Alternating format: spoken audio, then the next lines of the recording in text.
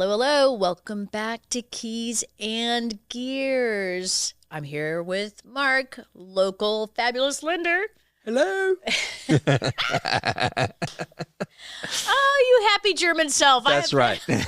Always. I must be rubbing off on you. I haven't seen you be guilty or not, goofy. Goofy. I don't know why the word. Anyway. I'm the money guy. I'm not supposed to be goofy, but I am in real life. I am pretty goofy. So And you're fast on those motorcycles. Oh, yeah. Ducati. Side note, we haven't talked about that, but a little bonus fact. If you want a vintage Ducati or you have a vintage Ducati and you'd like help tricking it out, Yes. talk to this guy. Yes. It's one of his side hustles. Yes. Very nice. Yep. Love my motorcycles. Oh my goodness. Oh, and I'm Bess. I'm a full-time real estate professional in beautiful Dallas, Texas. Who loves running and has a kick-ass Jeep. So take that. Crash. If you're a runner, you need to follow her There you go. on Instagram and all that. And by the way, I think you should have a best running kind of thing. That should be one of your And I'm regular, not running away from anything. Right. No, but I think a lot of people enjoy running, and I think you love it so much that it needs to be on your Instagram more, you know? You're a sweetheart. Anyway. Well, Back to our real subject at hand. What are we talking about today, Bess? bubbled me. What are we Is that a doing word? today? Well, another F word besides Oh, the one boy. that's just made up. Okay. That sounds bad. Well, it can sometimes be. And the F word for today is foreclosure. Oh my. Okay. Yes. Are they still happening, Mr. Lender? Yes. Foreclosures, there's a natural cadence to foreclosures. And it's because life happens, Life right? happens. And it's not because the economy is bad. It's because people get into medical trouble. You know, they have some major medical issues that, you know, these days cost a lot of money.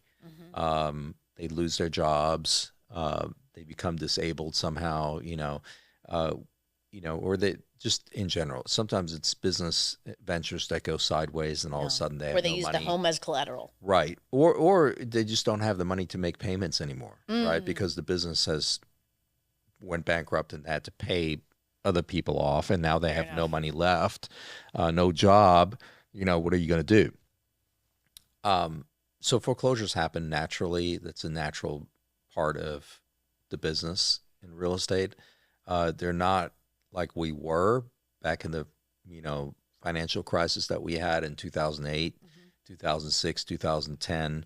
On every corner, it seems like. There were foreclosures all over the place, and that was really a lending standard issue where my industry failed the consumer and didn't do a good job in terms of qualifying people. And as a matter of fact, back then I wasn't in the lending business. I was in the real estate sales business like you, and I had customers that literally were not making money buying houses, and I literally had to say to them, are you sure you want to do this? This is not a good idea. And I was having conversations like that because the lenders were not having it with them. They were making up numbers, and I knew they weren't making that kind of money. Because as a real estate professional, you spend a lot of time with your clients. You know, right? As a lender, I'm in and out of their lives in 3-4 weeks, right? So a lot, but these lenders knew better, but they were just in it to make money. And so anyway, digress. Foreclosures are really a matter of, in many people's cases is procrastination. It's just not taking care of business quickly enough.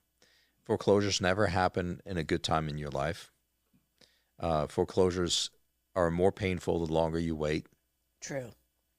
So, my advice to you is if you miss one house payment or 2 house payments, after you miss the second house payment, put your house on the market ASAP.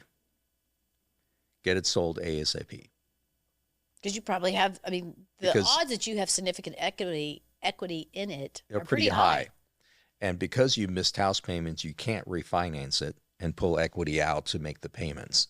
So because at the third missed payment, you'll start a process. The lender will be in your business big time.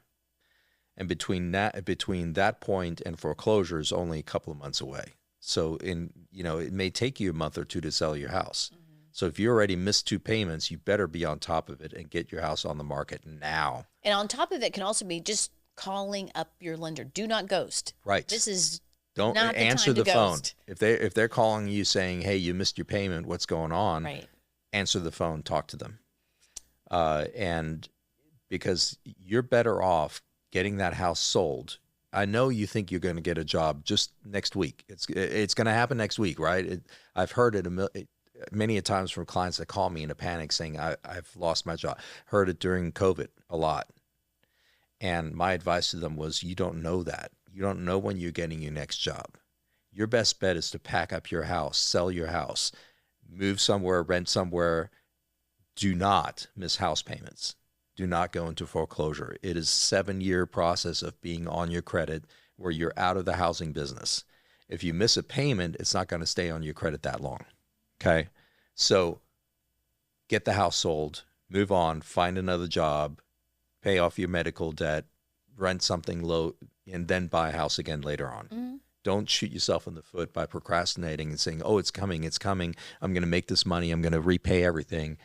No, just get it sold. And along those lines of going ahead and getting out, getting sold, rebooting your life, Yeah. and buying again. Yeah. How long before the lenders recognize your reboot and consider you a first time home buyer again, so you can take advantage of the first time home buyer incentives? 4 years, but if you've missed a house payment, it's probably still on your record at that point. So it's, lenders are going to be putting you in a different category. But typically, yeah, it's a fun fact that I've had older people that have sold their house, right, and took their RV for the next 3 years and drove around the country and lived in their RV, right? When they come back to wherever it is, they probably qualify as a first-time home buyer, and they're retired and they're everything. Awesome. It's because Awesome. basically the lender looks at it and says you haven't owned a house in 4 years, so therefore you can qualify for, which is 3% down 3% for conventional, down. or 5%, 3.5% if it's FHA. Right. And FHA is not just for first-time home buyers. You can do a 3.5% down even if it's your second home, your third home. You can do it. FHA is different. It's not just a first-time home buyer program. So you can do a low down payment program.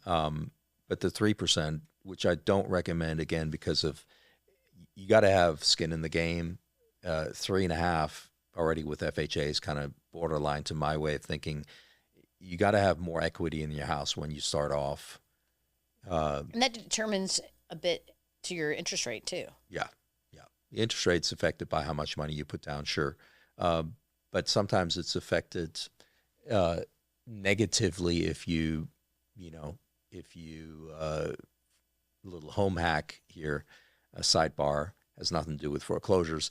If you put 20% down versus 10% down, sometimes your interest rate is lower with the 10% down than the 20% down. Interesting. And that's because there's mortgage insurance involved, and the mortgage insurance insures the lender against the foreclosure.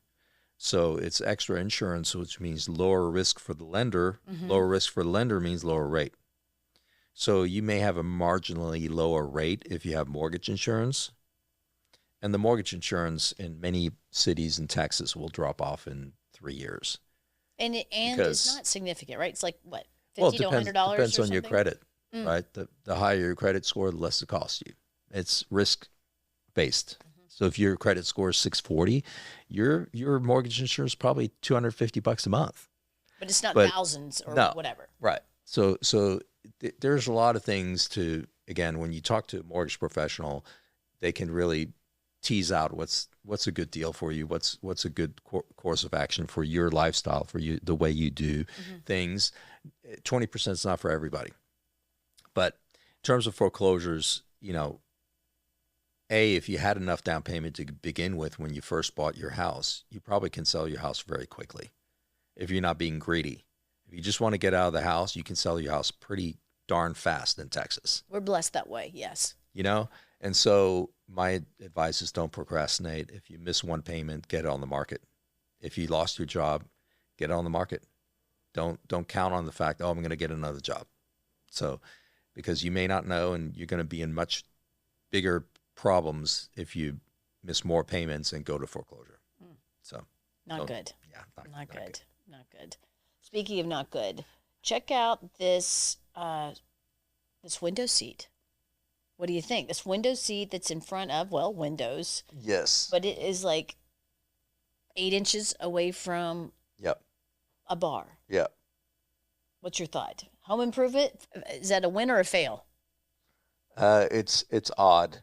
It's going to confuse a home buyer. I think it's not a good solution to what they were facing there. They should have spent the extra money and made the kitchen bigger or something, or I don't know. I don't know what the solution would be here, but I don't think that's it. As we look at this peninsula, is there such a thing? When you were selling houses, people always wanted. Would you agree? Most people ask for an island. They want Yeah. an island in the kitchen. Yeah. Is there such a thing as too big of an island? Yes. Too big of a I mean, peninsula? that What do that's you by think? itself is already too big. Yeah.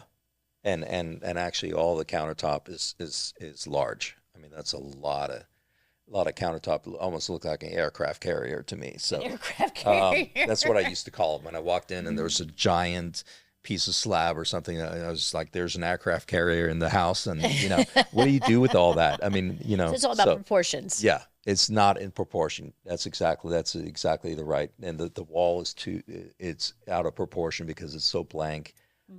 So this needs a lot of work is what I would look at as a buyer. Not to mention that the countertop's cheap. It's not a good solution for that either. There's a lot of things going on here.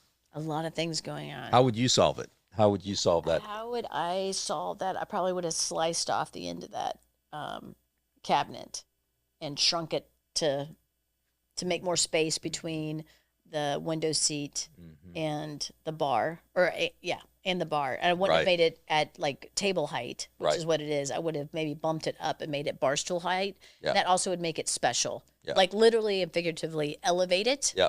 And that also would have probably, not probably, would have cut down the visual size of the peninsula. And that is now there's a break of the plane.